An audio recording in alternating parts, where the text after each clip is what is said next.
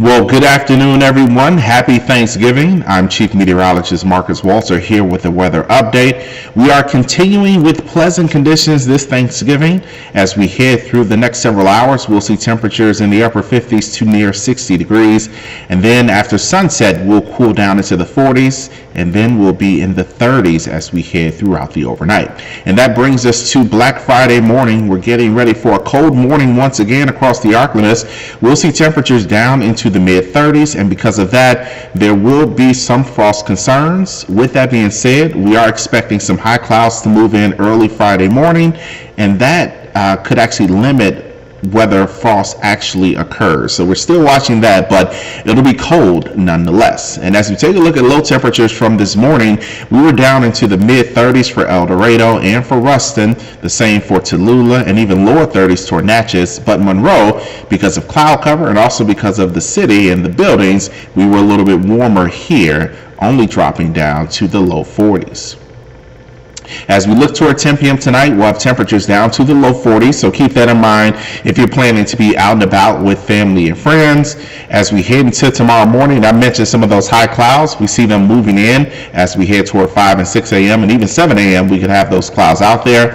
And then we'll keep some of the cloud cover around throughout the day. That will limit how warm we'll get, but we're still expecting temperatures to reach into the mid and upper 50s. We'll definitely see that the farther south you go, but we can even see that across places like El Dorado and Crossett. As we look towards Saturday, we'll start out with a few rain showers, maybe even a rumble of thunder moving across the area. It'll be cool. Temperatures starting out in the low to mid 40s, and by 10 a.m. we'll still have some wet weather out there. We do get a lull in the activity for the bulk of the afternoon and early evening on Saturday, but eventually the cold front that's bringing this wet weather, it begins to sweep across our region, and at this time it'll bring the chance for some severe weather. Fortunately, it clears out by the time we get to 3 and 4 a.m.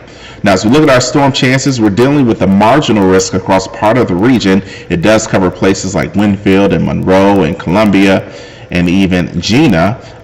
In the area highlighted, again, we're talking about more isolated severe storms. So as we talk more about the timing, we're looking at Saturday evening, mainly after 7 or 8 p.m. Threats include heavy rain, damaging wind, and hail.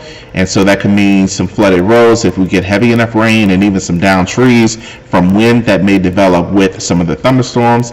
And those downed trees could take down power lines, and so we'll be watching for power issues late Saturday evening. As we fast forward, though, toward Monday, we are expecting more wet weather. The back part of the system that brings us severe weather, or the chance of it for Saturday, it'll start to move back north across our region on Monday, and so that means more rain showers will be out there. The heaviest rain will be in place across southern Louisiana, but here in the Arclist, we could pick up a good amount of rain. I think most will pick up light rain, but it will make for tough conditions if you're planning to do anything outdoors. We know that there are a number of holiday events that are scheduled to take place on Monday. If you are a city official in West Monroe or anywhere in the Arclist, I would encourage you just to postpone things until Tuesday. The weather looks much better Tuesday. And as we look toward Tuesday, we'll have drier conditions, we'll have more sunshine. It'll be cold though. It'll be cold Monday, but it'll still be cold Tuesday, but we should be dry for Tuesday. And then as we look toward Wednesday, we stay mainly dry, but early Thursday, more rain showers start to develop, and we can see some additional rain as we head into Friday as well, but the bulk of it will be to our south. Here's a look at how much rain can accumulate from now into next week. We're looking at about an inch or so of rain, but higher amounts the farther south you go. Keep that in mind, again, if you're traveling toward places like Alexandria, Fort Polk, or even Lake Charles over the next several days. Fortunately, we are quiet weather-wise now all across the state of Louisiana and much of Arkansas. High pressure continues to dominate our weather, and so that'll keep us nice and quiet for the next day or so. Temperatures right now sit at 59 degrees. We have wind out of the north just under 10 miles per hour, and we have rising air pressure. And temperatures across the Arclist are generally in the upper 50s at this hour. Again, very pleasant across the Arclist. We will have more updates for your weather, including our severe weather thread tonight at 10 p.m. on KNOE. Make sure to tune in then. In the meantime, here's a look at the forecast for tonight.